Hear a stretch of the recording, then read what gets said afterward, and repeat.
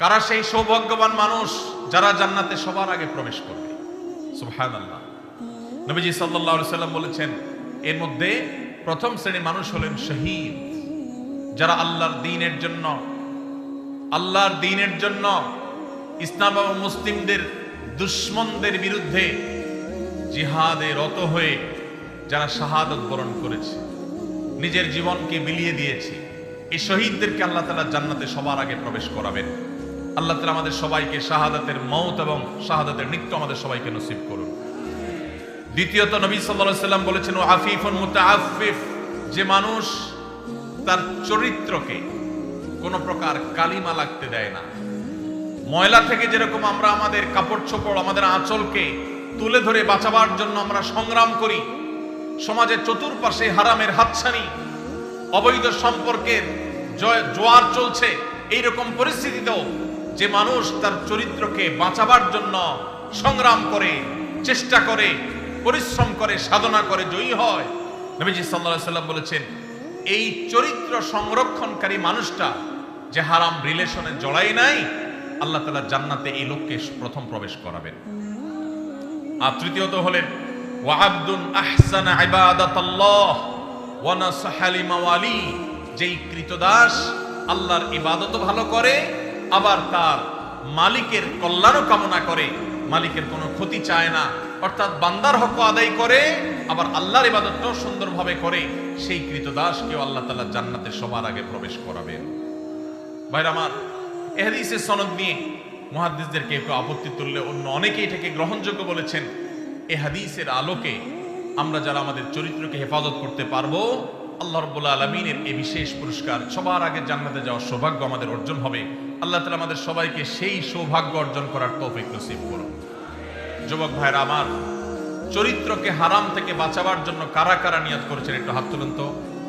আল্লাহ আমাদের যুবক ভাইদের চরিত্রকে হেফাজত করার তৌফিক নসিব করুন। আল্লাহ কোরআনের মজলিসে তারা ওয়াদা করেছে, আল্লাহ এই যে হারামের যে হাতছানি, আমাদের যুবকের ইমানকে হরণ করবার যে শয়তানের চেষ্টা, এটা থেকে আমাদের যুবক ভাইদেরকে আপনি বাঁচিয়ে দেন। আল্লাহ ইমানের শক্তি দান করেন, আল্লাহ ইমানি জোয়ার দান করেন, ইমানি চেতনা দান করেন, ইমানি তেজ দান করেন। আল্লাহ এই যৌবনকে তোমার দ্বীনের জন্য কোরবান করার তৌফিক দান করেন।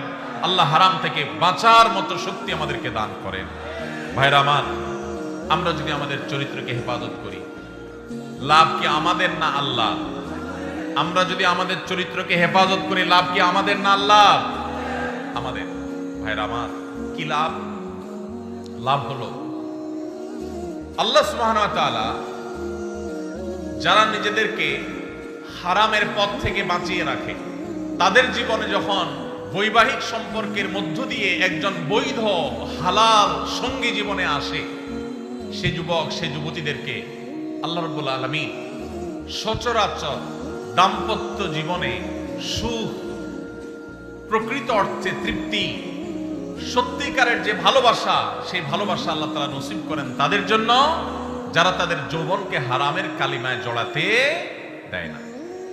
আর যারা হারামের কালিমা দিয়ে নিজের যৌবনকে কালিমা যুক্ত করে ফেলেন, মনে রাখেন এই যুবকদের বেশিরভাগ দেখবেন, এক্সেপশন প্রথমটাতেও আছে, বেশিরভাগ দেখবেন যে তাদের বৈবাহিক জীবন আসলে তাদের সেই জীবনে আর দাম্পত্য সম্পর্কের ভিতরে যেরকম একটা গভীরতা থাকার কথা, ভালোবাসা থাকার কথা, সম্প্রীতি থাকার কথা, তাদের সেই সম্পর্কটা আর থাকে না। কারণ হারাম যদি কেউ একবার বেছে নেয়, আল্লাহ তাআলা বৈবাহিক সম্পর্কের মধ্য দিয়ে হালাল সম্পর্কের প্রকৃত স্বাদ, প্রকৃত তৃপ্তি, প্রকৃত যে অনুভব, এটা থেকে আল্লাহ তাআলা ওই হারাম সম্পর্ককারীদেরকে মাহরুম রাখেন, বঞ্চিত রাখেন।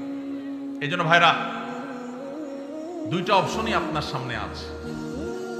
মনে রাখবেন, শয়তান খুব ভালো করে জানে, আল্লাহ কোরআনে বারবার বলেছে শয়তান আমাদের প্রকাশ্য শত্রু। শয়তানকে আমরা দেখি না, অথচ আল্লাহ প্রকাশ্য শত্রু বলেছেন। কারণ শয়তানকে না দেখলে কি হবে? তার সব ক্রিয়াকর্ম প্রকাশিত। শয়তানের কাজগুলো দেখা যায় কি যায় না? এই শয়তান আমাদের যুবকদেরকে তাদের ঈমানের তেজ নষ্ট করে দিতে চায়, তাদের ঈমানি তেজকে ভোঁতা করে দিতে চায়। এই জন্য তাদেরকে হারাম সম্পর্কে আনতে চায়। এই জন্য ভাইরা, আমাদের চরিত্রগুলোকে আমরা হেফাজত করার সংগ্রামে জয়ী হওয়ার চেষ্টা করব তো ইনশাআল্লাহ। ভাইরা আমার, ভ্যালেন্টাইন্স ডে এই সম্পর্কে আপনি গুগল করেন, আপনি এনসাইক্লোপিডিয়া ব্রিটানিকা সহ বিভিন্ন বিশ্বকোষগুলো খোলেন, আপনি দেখবেন যে এটা মূলত এসেছে খ্রিস্টানদের একজন ধর্মযাজক, যার নাম ছিল কি? ভ্যালেন্টাইন। এই ভ্যালেন্টাইন, যে সেন্ট ভ্যালেন্টাইন, সাধু ভ্যালেন্টাইন, খ্রিস্টানদের ধর্মযাজক, তাকে ঘিরে এই দিবসটা গড়ে উঠেছে। এটা একটা সময় খ্রিস্টানদের কাছে তাদের একটা পূজনীয় দিবস ছিল। বহুকাল পর পৃথিবীর বহু দেশে এই দিবস উদযাপন নিষিদ্ধ হয়েছে। অনেক কাল পর ইংল্যান্ডের গিফট আইটেম ব্যবসায়ীরা তাদের ফেব্রুয়ারি মাসে বরফে ঢাকা পরিবেশে গিফট আইটেমের ব্যবসাকে চাঙ্গা করবার জন্য, বেচা কিনা হয় না, এটা বাড়াবার জন্য এই ভ্যালেন্টাইন্স ডে কে তথাকথিত ভালোবাসা দিবসের মড়কে এটাকে বাজারজাত করেছে তাদের ব্যবসায়িক ধান্দায়। আর আমাদের যুবকেরা সেটাকে তাদের ডিজাইন করা তথাকথিত ভালোবাসা, এটার জন্য আমাদের যুবকরা আত্মাহুতি দিচ্ছে, তাদের জীবনকে, তাদের যৌবনকে শেষ করছে। ভাইরা আমার, এই যে টেলিভিশন চ্যানেলগুলোর, এক শ্রেণী টেলিভিশন চ্যানেল দেখবেন, এক শ্রেণী মিডিয়া দেখবেন, যারা আপনাদেরকে হারাম সম্পর্ক করার জন্য নানাভাবে উদ্বুদ্ধ করে, প্রেরণা দেয়, উৎসাহ দেয়, এরা সব আমাদের এই দেশের তরুণদের সবচেয়ে বড় শত্রু।